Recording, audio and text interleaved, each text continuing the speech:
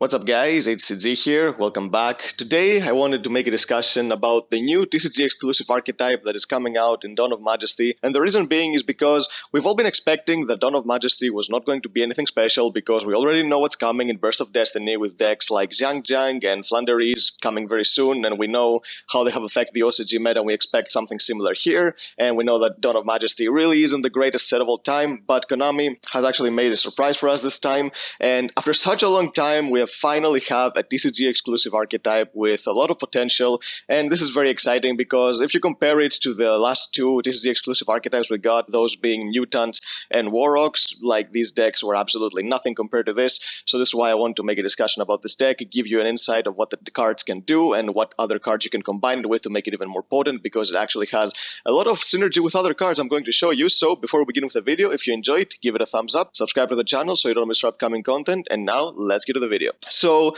the deck is called BEETROOPERs, and them being insect monsters is already really cool, because the last time we had like an insect deck that was really relevant was with Insectors like 10 years ago. It's been such a long time since then. So being able to get to a new insect archetype that potentially has, with some support, more that it needs in order to be able to become one of the really good decks, and it already is a great start. So let's start with the cards. So the first card I want to talk about is BEETROOPER Scout Buggy. So this card was announced a little bit before from the rest of the archetypes, so we kind of had an idea of what the deck was meant to do.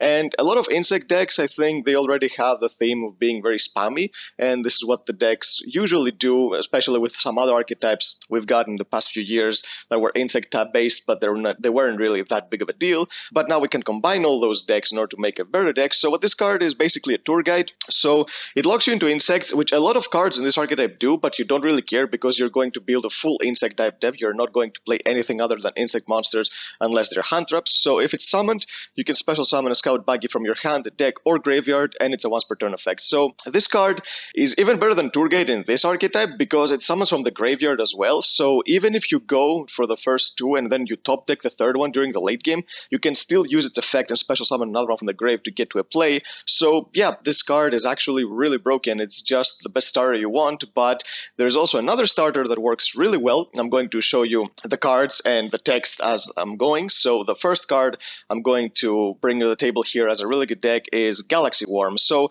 it's basically the same thing. It's a level 3 insect monster that when it's normal summoned, if you control no other monsters, you special summon a level 3 or lower Galaxy effect monster from your deck, you negate its effect. So you're basically going to get another copy of Galaxy Worm, and boom, you have 2 insects on the field right away. So with these you have 6 really good normal summons that you can start. You can get an instant Link 2, and the Link 2 in this deck is actually really good, so I'm going to talk about it later.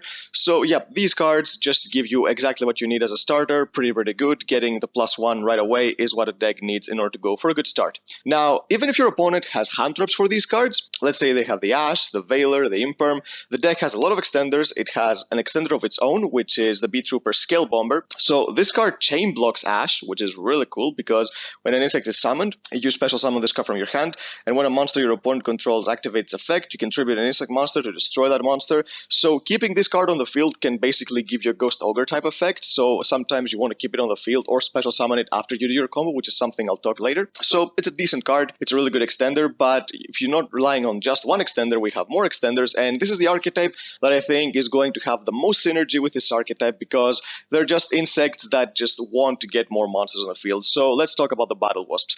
The Battle Wasp archetype has so many good cards that on their own they didn't do a lot because Battle Wasp was an archetype that relied on synchro monsters and it didn't have ways to get a lot of monsters on the field too quickly in order to be able to swarm. But with this archetype, being able to cut away the ties to synchro summoning and just use Battle Wasp as extenders for link summoning, which is much more generic and much more easy to accomplish, I think this is going to be the best place for these cards. So the first card is Pin the Bullseye. So this deck has a lot of extenders that just special summon themselves on the field. So if you control an insect monster, you special summon this card from your hand, and during your main phase you can inflict 200 damage to your opponent for each Pin the Bullseye you control. So with this card you can win in time, which is another thing that this deck has going for it, because sometimes you just want to have this cheesy win if games drag out forever. So there's that too, and it's just a free extender. This card is really good, but we also have another one. We have Battle Wasp Twinbo the Attacker, which is basically the same thing. During the main phase you special summon this card from your hand. It locks you into insects for the extra deck for the rest of this turn. You can special summon monsters except insects. So yep, basically what else do you want? It just locks you into insects. You play only insects. There's even a rank 3 monster that you play in the extra deck that is an insect monster and is actually really good because the main purpose of the deck is to get to a link 4, but sometimes your hands can spam a lot more monsters than just going for a link 4, and a lot of them are level 3 monsters on top of it, so this gives you another option that I'll talk about a little later once I get to the extra deck, so you can actually see that you can have even more interruptions than the deck was meant to do. So this is another extender which is a little bit better than Bullseye because it's a level 3, but still another card. So now there are 2 more Battle Wasp monsters that are normal summons, but you would think that they would not be that great because you already have some tour guide-like normal summons in the deck that you can just get from your deck so you can get into an instant Link 2. But this is not the case because the Link 2 gives you an extra normal summon, so you need to play even more cards to go for them. So we play the Battle Wasp Arbalest, the Rapid Fire. So this card is going to be really useful for the deck because when it's summoned, you basically get to special summon level 3 or lower insect monster from your grave in defense.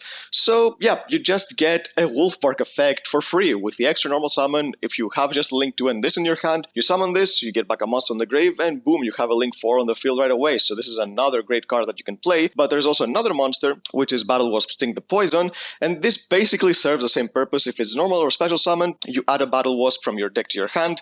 So you add one of the extenders, you special summon it, and then you have the Link 4 right away. So the initial normal summons are of course, your Scout Buggy and your Galaxy Worm, and then after you use them for the Link 2, you normal summon one of these, you get to the extenders. It's so simple to get to basically the Link 4 of the deck right away, and that's only using 2 cards, which is why I said that some other hands you can actually get more monsters on the field to either use the Ghost Ogre effect or maybe even make the Xyz monster I'm going to show you later. And there's also one more monster that I want to talk about the BEETROOPER archetype, and I think that this one might be a one-off because it's a decent card, but it's a little bit situational in some scenarios. So this card is the BEETROOPER Sting Lancer. So the reason this card is going to be possibly a one-off, it's because it's a really high level, it's a level 7. It does have an effect to get itself on the field, but the problem is that it relies on your opponent to having a monster in the graveyard, because if you target an insect in the grave, you target a monster in your opponent's grave as a quick effect during the main phase, you special summon this card from your hand, then you shuffle both cards back into the bottom of the deck. So it can be a disruption, but the problem is that it's not a disruption that you can use going second because you don't have an insect in the graveyard. So it's a little bit of a situational card. The only reason you're playing this is because you can get this on the field with a Link 4's effect. So once you get it to the field, you use its other effect, which you can search a BEETROOPER spell and trap from your deck to your hand, which is what it's here for. And once you've used this effect once, you don't really need to use it ever again because you need to be able to have access to the trap card of the deck. But once you have access to it, then you can just keep infinitely recurring from the graveyard, which is another cool thing about this card. So yeah, you don't really need to play more than the 1 copy of this card. It's going to be a brick, but maybe some other builds are going to try to play even more, just to play, maybe even side decking more of these is good against decks like Salamangreat or something like that. They can really disrupt your opponent even during the mid-game decks against that rely on the graveyard over and over again. So there's that going for this card as well, and it's a decent beater. It has 2400 attack, so that's cool. Now going for the spells and traps, first of all, it has a field spell that is basically a Monster Reborn. It's not really that necessary. I don't think you really need to max out this card because the deck already has too many extenders, so maybe this card is like a 1-off or a 2-off because it's searchable. It's a decent card, but it's not something the deck really needs. I wish it had done something different with this card because they knew exactly what they were going for with the deck, but they made it like super committed to this thing, just spamming monsters on the field and basically nothing else. So I think they would have made something better with this card, but still it's a decent card to play. So yeah, it's basically a Monster Reborn for BEETROOPERs every single turn. But the real juice of here is basically a trap card. It's an Infinity Barrier. It's BEETROOPER Fly and Sting. This card is an Infinity Barrier that keeps coming back during each of your end phases. So when your opponent activates a monster effect, if you control a BEETROOPER monster, you negate the activation and destroy it. It's not exactly an Infinity Barrier because it doesn't negate anything, unfortunately, but monster effect is the best out of the 3 you can get, so we're gonna go with that. And during your end phase, if it's in your graveyard and you control an insect monster with 3000 or more attack points, you can banish an insect from your grave and send to the field. You can only use 1 of those effects per turn, so it's not like you can activate this during your turn to disrupt something your opponent is trying to do to your plays and then set it back. No, you have to use it during your opponent's turn most of the time and then set it during your own turn. But it's very easy to set on the field because you always want to have the Link 4 on the field, which is a 3k beater of the deck, so you won't be able to set this back. And this card, once you get access to it with your Lancer, you basically never want to draw another one because unless it gets DD Corrode, which is, yes, with a scenario like that can happen, but still this card is really, really good. But basically not maxing it out is probably worth it because you don't really want to draw it because it's very, very easy to get it from your deck. And even if you wanted to completely max out this card, you could even play Foolish Burial Goods, but I don't think you really need to do that. The deck has enough tools to be able to get to the plays very, very consistently. So yeah, this card just gives you the first type of interruption that this deck can have. But now going to the extra deck monsters. So the first one is of course the link to I've been talking about. This is Armor Horn. So it locks you into insects while it's on the field. You don't really care. A lot of cards do that in this deck, but it doesn't really matter. And during your main phase, you can immediately after this effect resolves, normal summon an insect monster. And if it's in your graveyard, you can banish 3 other insect monsters from your grave to special summon this card, but banish it when it leaves the field. Oh, one thing I forgot to mention, the trap card does not banish itself when it leaves the field when it's reset on the field. So yeah, that's really cool. You can keep infinitely reusing it. But going back to Armor Horn, this card is the reason the extra normal summons from the Battle Wasp archetype is going to be really useful, because you can get them on the field after you've already normal summoned your tour guide monsters, and you can also get it back from the graveyard. And it's very easy to get all those insects in the grave because the deck spams a lot, so you can get it back. And so the deck has recovery. Even if you top deck nothing, you can still get this card back from the grave. And if you have like a couple insects you can get on the field, you can summon another one of the Link 4s. And now, speaking of the Link 4, here it is. We have the Invincible Atlas. So this is the boss monster of the deck. So first of all, it's a monster that, as long as it has 3000 or less attack, it's untargetable and it can be destroyed by your opponent's card effects. So already that's pretty good. It's basically a monster that some decks will not be able to deal with at all. I know it can be destroyed by battle, but if your opponent has a way to deal with it by battle, then there are other ways to protect it in your deck. Maybe you can keep a negation effect for a card like Access Code. If you know that there's nothing else your opponent has in their deck that they can deal with it and they have to go into Access Code, maybe you can keep the trap card for when Access Code tries to boost itself, so you can negate with that and then be completely safe. And also, it states that it has to have 3000 or less attack, and that's because it has an effect that you can tribute an insect monster to activate one of 2 effects.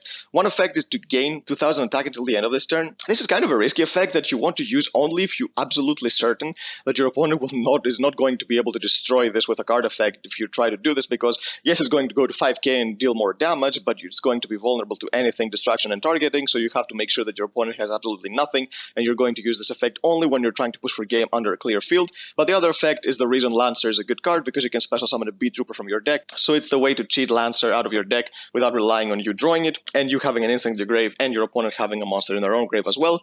So this is why you need to play just one Lancer thing. This card can get out of the deck, Lancer will get you to your trap card, and once you have your trap card, you're going to have infinite disruption during every single turn. So the deck has a boss monster that can win you games by itself because it's that strong. It has interruption, it has extenders, it has starters. So what it really needs is something else in order to be able to get more interruption on the field, because some decks are not going to rely on just Access Code to deal with this monster. They're going to have other means to do it too. So we need to figure out another monster that we can play in the deck that is consistent to make, that it doesn't rely on you hard drawing it, and that it fits under the restriction. And this card is number 3, Cicada King.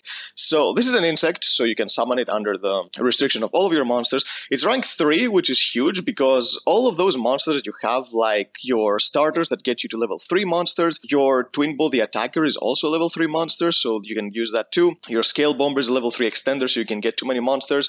There are so many monsters you can get that are level 3 to summon this card, so it's very easy to make. And this is basically an impermanence. When your opponent activates a monster effect that you detach material, you negate the effect, and you boost this card's defense by 500, so it's going to be a 3000 defender. It's not going to be easy to deal with.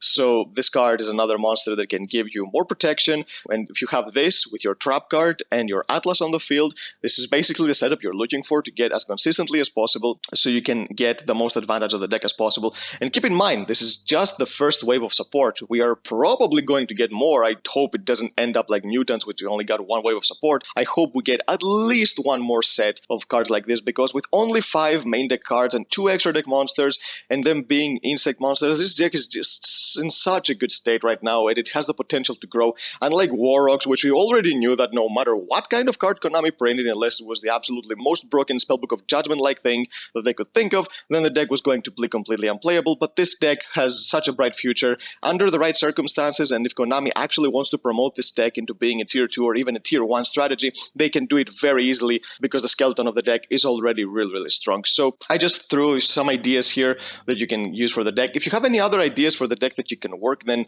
of course comment down below. I want to be able to make this deck as completely busted as possible, and I know there are other decks out there with insect base that you can even use. I know there are cards like the Cocoon with the Parasite, but I don't know exactly how much synergy these have. But maybe if you have other ideas that can help this deck go just even higher heights, then of course comment down below. Let's have a discussion and see exactly what we can come up with, so we can make this deck even more powerful. So yep guys, if you enjoyed this video, give it a thumbs up. I hope you enjoy this archetype as much as I do, and you're hyped for this deck, because it's an insect deck, and I just love insect type decks. Ever since Insectors were meta, I've just been craving for a new insect deck deck, and Konami has finally delivered, so I hope there are others out there who feel just as excited as I do. So yeah, if you enjoyed this video, give it a thumbs up, subscribe to the channel so you don't miss upcoming content, and we'll see you next time.